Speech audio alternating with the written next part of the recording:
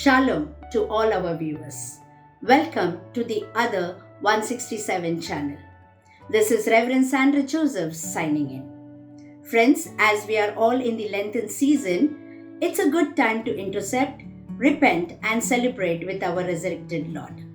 And to understand the importance of Lenten season, I would like to take you through the journey of two gardens which will help us to prepare to walk more closer to the cross, so that by the time we step into the Resurrection Sunday, we all indeed will be transformed.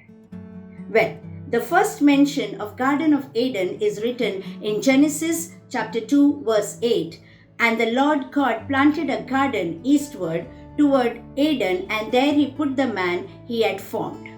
And if you see Matthew 26:36, it is written, Then Jesus went with them to a place called Gethsemane, and he said to his disciples, Sit here while I go there and pray. Now let me take you through this journey which starts from the Garden of Eden and ends at Garden of Gethsemane. Now let's see what happened in these two gardens. The first one, in the Garden of Eden, Adam took a fall, and in the Garden of Gethsemane, Christ Jesus took a stand for all of us and said, Father, your will be done. So here, fall and stand. Now the second point, in Eden, Satan led Adam to a tree that led mankind to death. And from Gethsemane, Jesus went to a tree and that led us to life. So from death to life. Now guess what? Eden means pleasure and Gethsemane means oil press.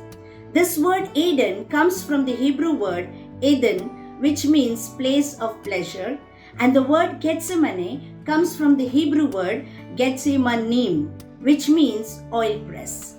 So here we see that in Eden, Adam was blessed, and in Gethsemane, we see that Christ was pressed. Blessed and pressed.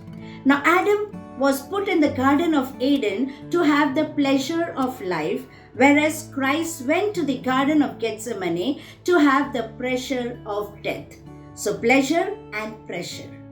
The fourth point is in Garden of Eden, mankind by way of their choice had to face the agony of a hopeless end. But in the Garden of Gethsemane, Jesus made his choice so that those who believe in him will have endless hope. So from hopeless end to endless hope. And the fifth point, very important, in Eden, man failed, but in Gethsemane, Jesus became victorious. Isn't that wonderful? Isn't it? So let's say and I'm amen to that. Now, my dear friends, turn with me to these two passages. One comes from the Gospel of Matthew and the other one is from Luke, which focus upon Jesus but with two different results. Now, the first one, I read it for you. That is Matthew 21:9, which is said, The crowd that went ahead of him and those that followed shouted, Hosanna to the Son of David. Blessed is he who comes in the name of the Lord. Hosanna in the highest. And in Luke 23, when you read 18 onwards, it is written, But the whole crowd shouted, Away with this man, release Barabbas to us. And Pilate, wanting to release Jesus, he appealed to the people again. There in 21 we see, still the crowd was shouting, Crucify him, crucify him. So dear friends, we see that many people, they know what to say, and how to act. But when the actual time comes to meet the cross, we see there is no relationship with Christ Jesus. No salvation, just empty words. And we see that perfect example on these two passages which I read for you. We see here that on Palm Sunday, when Jesus rode into the city with the people shouting praises, Hosanna and Hosanna. And 4 days later, the same crowd is shouting and telling that give us Barabbas and crucify Jesus, crucify Jesus. Why this change? Well, there may be many possible reasons, but one simple reason I believe is that their words did not match with their heart. They possessed a casual and not a committed faith. They had religion, but I think they missed the person, Jesus. So how can we have a committed faith?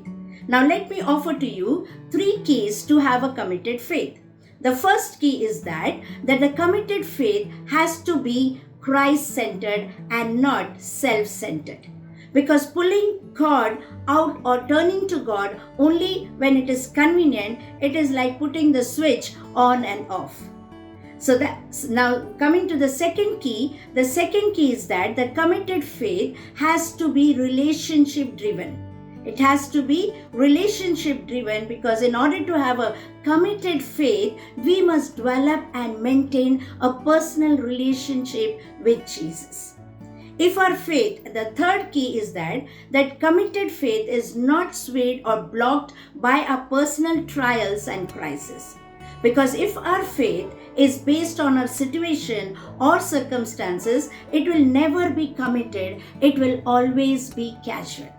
So a committed faith takes the good with the bad, knowing that Jesus promised never to leave you or not to forsake you, and He will stand for you. Now let me share with you an illustration. A story is told of a little girl who was walking in the garden and she noticed a beautiful flower. So she said, "Wow, it's so pretty." And as she was gazing on that beautiful flower, her eyes fell on the stem which was rooted in that soil which was dirty. So she said, that flower is looking so pretty, but it is planted in such a dirt. So what she did is she pulled out that flower by the root and she ran to the water to wash away that soil. And what happened? The flower withered and died. So when the gardener saw what this little girl did it, so he shouted and he said, "See what you have done. You have destroyed my finest plant, my flower." So the girl said, "I'm sorry, but I did not like that dirt where it was planted." So listen to this carefully what the gardener replied. He said that I chose that spot and mixed the soil because I knew that only there it would grow to a beautiful flower. Isn't that wonderful? Well, friends, I shared this illustration to remind each one of you that God has placed you exactly where you are right now. So you must trust Him, because in the trusting, you will eventually see that He is using your pressure, the trials and the difficulties to bring you to a new degree of spiritual beauty. The true contentment comes when we accept what God is doing and thank Him for what He is doing.